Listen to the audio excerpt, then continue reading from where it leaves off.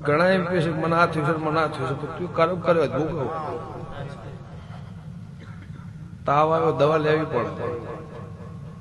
પછી એવા બાધા વાળો આવી કે ભેંસ કૂદીજી બાધા છૂટી તો કર દે ભેંસ તો કૂદ